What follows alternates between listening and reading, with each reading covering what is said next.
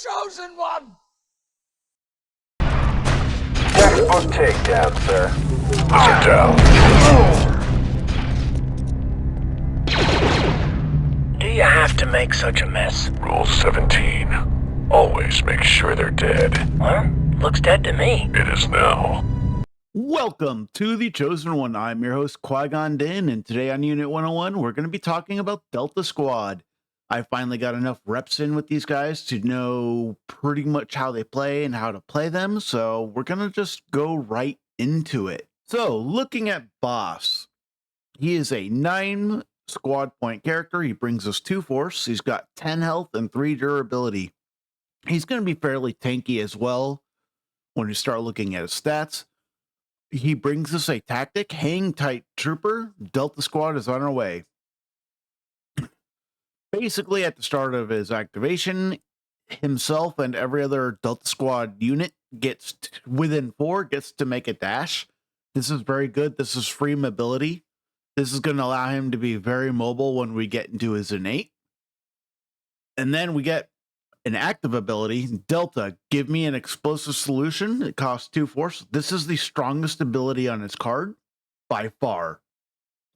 Choose an active objective within 3 of an allied clone trooper. Each allied character within 2 of the objective may dash and gain a hunker. Then each unit within 2 of that objective suffers 2 damage and removes all hunkers it has. This is a board-wide gimmick that can reset up your board. It could be targeting a point where he's on. It doesn't have to be an active objective. This is a lot of movement. And if you're really wanting to play Boss effectively, this is the ability you need to learn how to play with on the competitive level, because it's the strongest thing on his card and it's not even close with any of the other abilities. It costs 2 for a reason. It's very strong. And there we go. Let's get in there and start breaking things. This is an innate. When this character would dash, you can suffer a damage. If it does, it may instead advance. Additionally, when a character would advance, it may suffer 2 damage. If it does, it may instead reposition. This means that if he's engaged and you want him to move, he can take 3 damage and it turns to a repo. Very good. It allows him to be very maneuverable when you start adding this in with his active ability. And then with his identity, you need to learn I'm a lot scarier than you are. For every 3 damage this unit has, the character would add 1 attack die to their attack rolls. For each injured token this unit has, this character adds 3 dice to their attack rolls. Additionally, when a character in this unit wounds an enemy unit, after the effect is resolved, refresh 2 force. So Boss is refreshing force. He can spend 2 force to do his thing. This procs off anytime he wounds a character. Doesn't matter with what ability. It could be with the explosive solution. It could be with him attacking. It's just very, very solid. It's a selfish identity, but he is an Iden level threat that you need to watch out for, because he will get wounds and he is very fast. We're looking at his stance, wet work. This is going to be his killy damage outputty side. He's got a 6 attack for his range attack, 7 for melee, 5 on both defenses. His defensive expertise is his Katarn class commando armor. 1 to 2 is a block and a crit to a fail. 3+ is a block crit to a fail with that recover, and 4+ is 2 blocks crit to fail and that recover. This is very good expertise. He is going to be very tanky, and a lot of times your opponent's not going to want to attack him because he starts getting damage on him. He starts throwing a crap ton of dice.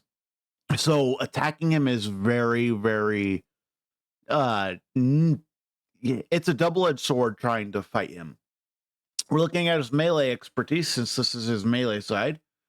1 is a crit, 2 is a crit and a damage, 3 is 2 crits and a damage. Pretty good melee expertise. His blaster expertise, though, is something that's very, very good. 1 is 2 hits, 2 is 3 hits, 3 is 2 crits and a hit. When he starts adding in extra dice, that 6 becoming like 7 or 8, he starts pushing out a lot of damage really quickly. He does 2 damage followed by a damage, and disarm followed by 3 damage. So he does 6 damage 3 steps into his tree. This is going to very much be his killy side, where he's going to be playing super aggressively, trying to get the wound. But that's not my preferred side. My preferred side is rapid fire. This is where he got a 7 attack at range, 6 attack at melee. He loses his crit to the fail. Instead, he gains an additional block for his defensive expertise, but he gets a climb added in there at 3, and then 4, he's getting a repo. But he's still getting those recovers, which is like really nice. He's still going to be very tanky. And this side is more of a toolbox side. This side gives you extra movement. It also gives you extra shoves. His range expertise is going to be 1 to 2 is a crit and hit. 3+ is 2 crits. 4+ is 2 crits, 2 hits. This starts scaling up really well when he starts throwing a lot of extra dice. That 4+ becomes a lot easier to get. So you're getting that 1-for-1, which is really strong. You get in the Vibroblade. 1 to 2 is 2 hits. 3+ is a crit hit. 4+ is 2 crits. Not bad. But this side is a lot about shoving recovers. You're going to be using this side to move to places, get your free active ability, get heals so you can, boss can just maintain the board state. This side is where I generally have him attack most of the time, because I'm usually finishing off people with boss. I'm not trying to one-shot stuff from full health. It is about the utility for me with that rapid fire.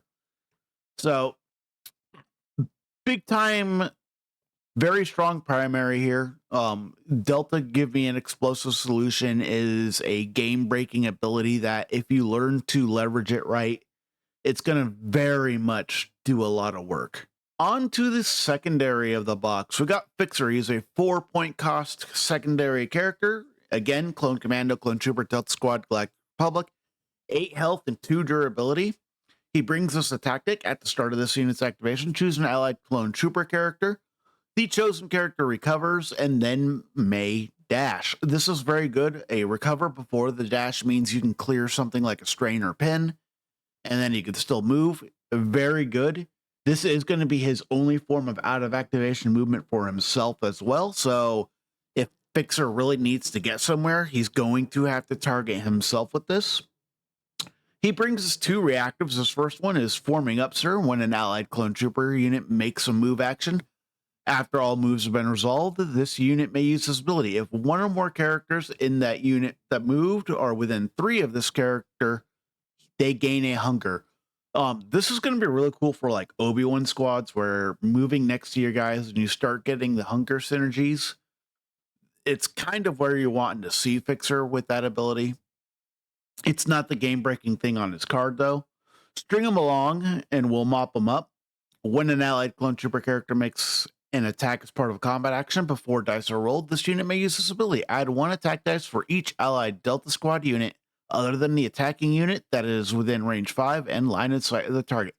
So clones get a Stormtrooper Sergeant, but it procs off of Delta Squad. Means you're going to want to play their full box. It means max you're going to get 3 extra dice. This ability is going to make Fixer a huge target, but if you build your list right, where you're not putting all your weight on the Delta Squad tag, you can alleviate some of that pressure from Fixer. I'm thinking characters like Wolf and the Wolf Pack, who can get extra dice on their own merits and who have really good expertise, so you're not relying on the additional dice to get your results through. He has an innate Watch the Master at work. When determining control of an active objective, this unit is contesting. If there's a tie, the unit's controlling player takes control of that objective. He breaks ties. This with this tactic is going to be like, you can make Fixer a force neutral activation, which is very good when you're trying to save force because of the toolkit that we get with the support and with the primary. Fixer is just really solid. We look at his stats. He brings us 7 attack at melee, 7 attack at range, both with 5 defense dice. And then his Katarn class commando armor is really good. 1 is a block with a crit to a hit, and 2 is 2 blocks with a crit to a hit. This is Dark Trooper expertise, and we already know how hard Dark Troopers were to kill at the beginning of the game. This expertise ensures that Fixer is probably not getting one shot. It's very hard to one shot him. He's going to be very tanky, and he's going to take some work to bring him down, especially if you play a little bit flighty with him and keep him closer to the back line of the board until you really need him to go off and do something.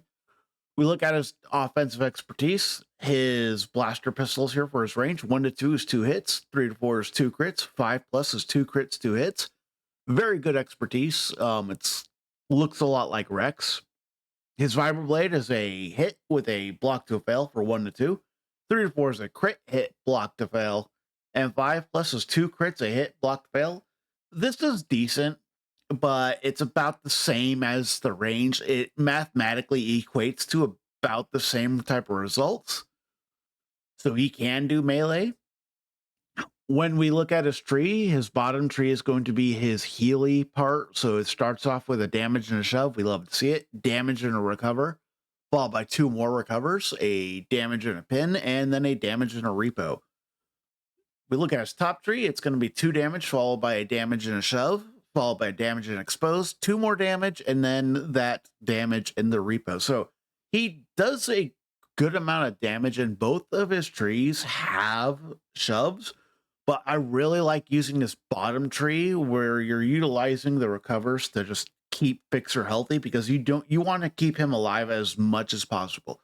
His output is limited by playing him in the style, but you generally want those recovers. Keeping him healthy is important. He breaks ties. He's very, very strong. And we're going to conclude our Unit 101 with 7 Scorch. They are a 5-point cost support unit. Again, they got the same tags: Clone Commando, Clone Trooper, Delta Squad, Galactic Republic. And then they got 8 health, 2 durability, so a little low for a 5 cost, but when you start looking at their kit, you'll see why. They bring a tactic: point me at the enemy and stay out of my way. At the start of this unit's activation, each character in this unit may dash towards an enemy character. This is the same tactic on the Bounty Hunters, which means these guys can have force neutral activations if you need them to. They can get to where they need to go and not spend any force. So they are always going to be a valid Shatterpoint target because of that. They're bringing 1 active ability. Yes, more explosives. Choose an enemy unit within 3, then roll 5 attack dice. The chosen unit suffers damage for each expertise in the result. And if the chosen unit suffered any damage, it also gains strain. This is very good, specifically against OB2 lists where you can strain OB2 before you attack him. The other thing that this is going to be really good for is into Kanan matchups where you can take a wound without doing an attack action, meaning that their revenge trigger off Kanan will not get triggered. It's a very good ability, but it's not an ability you're going to use every game. It still is reliant on you rolling that expertise, which can fail, and spending a force on doing absolutely nothing is always going to be a bad feeling. But when you need this ability to do something, it absolutely can pop off. It's very good. Rule 17, always make sure they're dead. This is going to be their best ability on their card in terms of what they're bringing to the list. After another allied Galactic Republic unit within 3 makes in a combat action, this unit may use this ability. Choose a character in this unit. The chosen character may dash. If it does, it may make a 5-die attack targeting one of the same enemy characters within range and line of sight. This is a power crept version of Rex. This works on any Galactic Republic character, so you can pull this off on your other support, primary or secondary.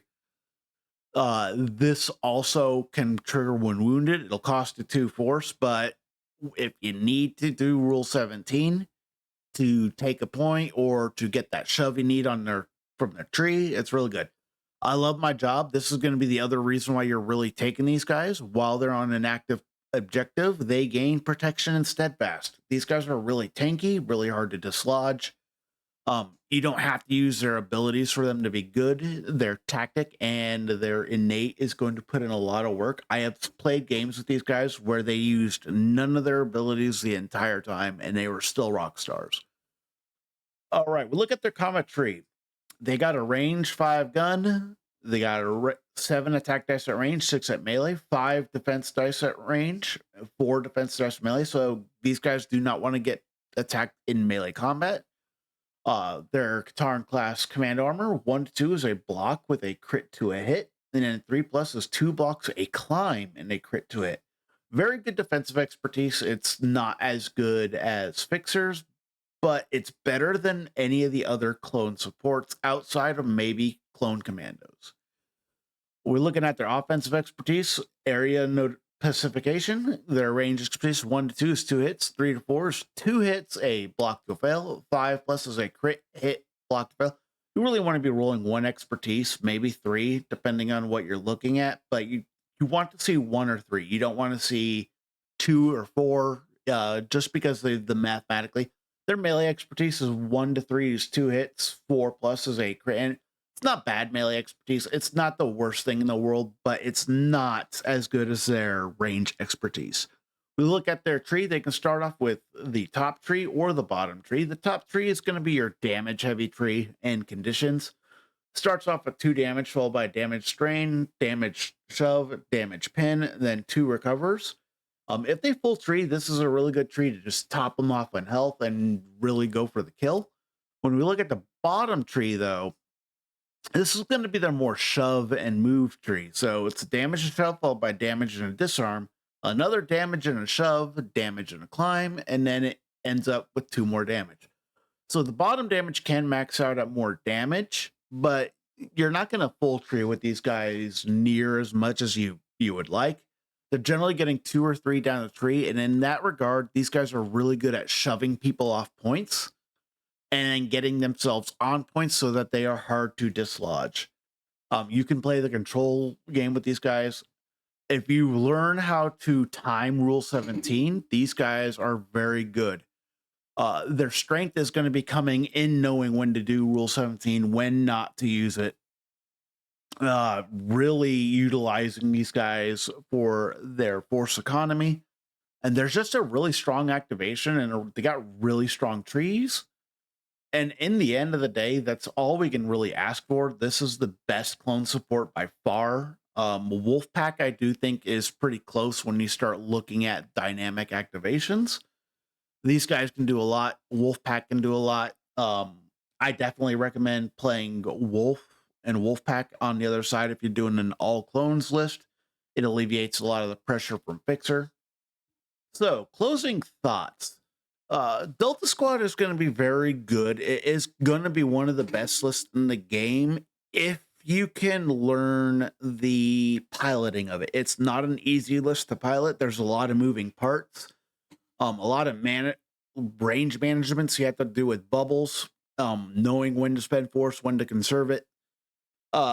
You can play boss with Obi-Wan and you get like a really sticky version of the list, but Obi-Wan tends to be kind of an iffy activation. There are times when Obi-Wan can do a lot of work, and there are times when Obi-Wan does nothing.